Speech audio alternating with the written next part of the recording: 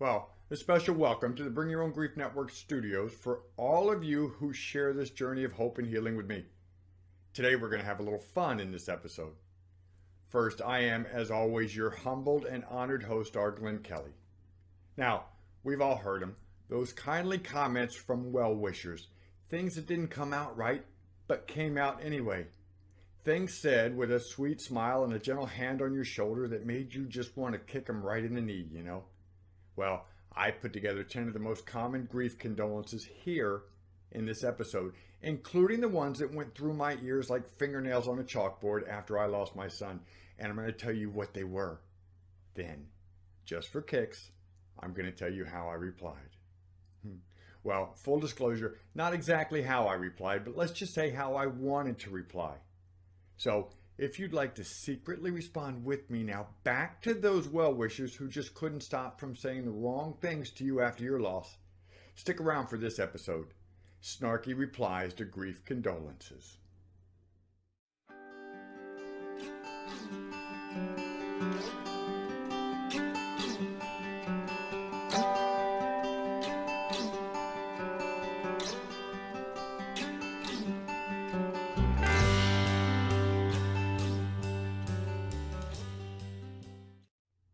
Now, please do let me give a little disclaimer here first. I am a strong advocate of our dear well-wishers. I've said 1,000 times if I've said it once. Nothing said by well-wishers is meant to hurt us. It's just we are all raised to give comfort to those in pain. If someone's hurting, we have an urge to say something to them to make them feel better, don't we? But rarely is anyone prepared to comfort others who have just been through the profound loss of a loved one. Nothing here is to say our well-wishers have malice in saying what they say. They do not mean to harm. I just wanted to have a little fun and maybe just take the opportunity to say out loud what some of us, if we had the ability to put tact aside, might want to say back. That said, let's move on to my number one loss condolence and the snarky reply we wish we could have given.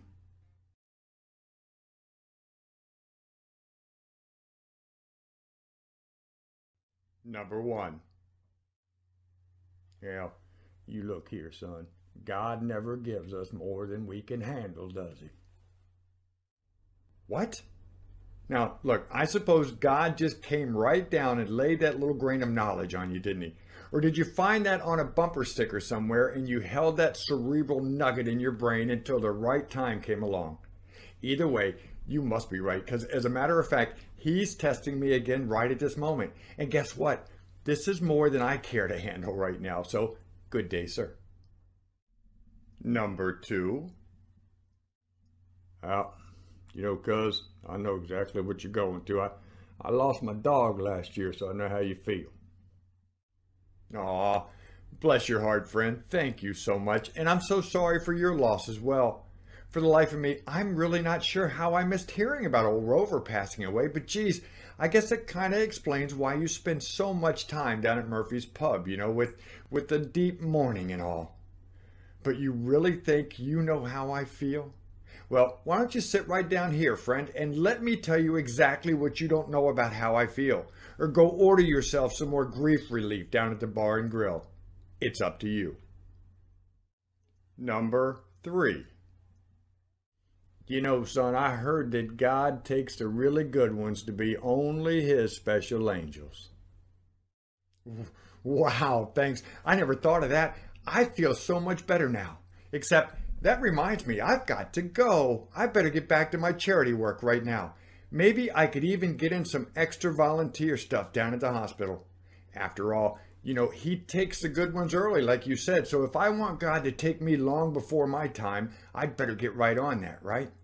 Oh, and you should too. After all, if you are good enough, maybe you can be gone by tomorrow. Day after works too. So let's get right on that, huh? Number four. Well, son, you need to just understand that everything in life happens for a reason. No, it doesn't. Sometimes the most horrible, cruel, unimaginable, awful crap happens to the best, most amazing, incredible people on this planet. And guess what, Gandhi? Sometimes life just plain sucks. Like this moment, like your wisdom. And if you believe everything happens for a reason, take your best shot at figuring out why I'm walking away from here. And thanks for playing. Number 5. Well, you know what, cuz? You're young. You have plenty of time to have another child, don't you? Well, sadly, at your advanced age, Grandpa, I'm going to at least hope it's far too late for you to get another brain. Which sucks, because I think yours passed away too. See, my child was not a smartphone. I'm not after upgrading to the latest technology here. I was partial to the child I had. And this isn't the 1800s, is it? I'm not about fathering a dozen kids in the off chance most won't get eaten by a dango. I will, however, go on a bit of a walkabout myself right now. So you enjoy your day, sir. Number 6. Psst. Hey, come here. Listen, I know you loved her deeply, but you're still young, son. You'll remarry. She'd want you to. So I'll just give up on that whole idea that she was my soulmate, right? Meant to be with me for the rest of my life. Thank goodness. You know, I can now put away all those plans we had for growing old together and traveling and spoiling the grandkids and those upcoming 4 o'clock dinners at Denny's. I'm so relieved. But hey, I'm afraid I have to mosey along now, friend. I got to get signed up for that internet dating site, you know, www.seekingsoulmates.com, before my next true love gets snatched up by somebody else. So we'll see you soon, huh? Number 7. Bro, at least she's in a better place now. Really? How is it you know that? Did you talk to her? She never mentioned you talked to her when she came to me in my dream last night. Now listen, Reverend Jim, heaven might be heavenly. I'll give you that. But this place, this earth was created by God too, wasn't it? And this is where he sent her to live, with me here on this earth. So yeah, maybe she's in a place where she's loved and cared for, but the better place for her and for me is right here by my side. But speaking of being in better places, I need to go find one myself right now. This spot on earth doesn't seem so heavenly anymore. So we'll catch you later. Number 8. Now, son, I know you love that child, but you know that God loves him more, right? Yeah, I guess you're right there, Slim. I suppose I was just being naive, thinking that God loves us all and loves us all the same. But according to you, he loves my child more than I do, and I've got no business tussling with God over love, do I? I mean, I must have been a poor father if the big guy decided it was time to call my child to his side. Oh gosh, I guess I better say goodbye to my other kids too then, huh? Maybe my wife, my dog, and my mom and dad. It might not be too much longer before he decides to take them away from me too. But right now, I can tell you don't love me as much as God, because he's taking me away from you this very moment. At least moving me to another room anyway. Hasta la vista. Number 9. Dude, look, man, all you gotta remember is that time heals all wounds, you know? Oh, thank goodness you stopped by to let me know that. If not, I could have been missing my child until the day that I died. Now listen, Sigmund Freud, this ain't no boo-boo here, and right now there isn't a bottle of Bactine big enough to help me. But I tell you what, I'd settle for a great big old can of bug repellent about now. You know, the stuff used to specifically chase off the most annoying pests? I'd sure empty that can on your ass. Just shoot. And the last of our top 10 for this episode is my all-time favorite, and my all-time favorite response. Yeah. Kids are just expensive nowadays anyway, son. I guess with your boy gone, you ain't got to worry about that college tuition anymore, then, do you? Well, how about that one? Pretty bad, huh? My response, the one I wanted to use, the one that would keep me out of jail anyway. Get out. Just go away. Enough said.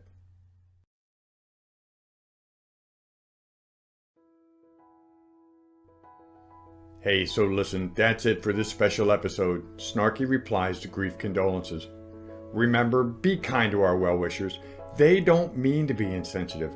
Don't say any of these snarky comments if you can help it. Just wait until you get alone, all by yourself. Breathe. Close your eyes and maybe visualize a good throat punch every now and then. It's good therapy to visualize, you know? Regardless, we are honored to have you here today at the BYOG Network Studios, the place where you can bring your own emotions, bring your own confusions, bring your own questions, and of course, always bring your own grief. Please remember to join us on Facebook and on YouTube. Like and share us so others who are not on Facebook can more easily find all the support we offer, even the silly stuff. Just FYI, we have more snarky replies to share in upcoming videos, so stay tuned. For now, I am Arglen Kelly, father to my angel child Jonathan Taylor Kelly, who guides me with his legacy every moment of every day. And we both wish you peace and purpose.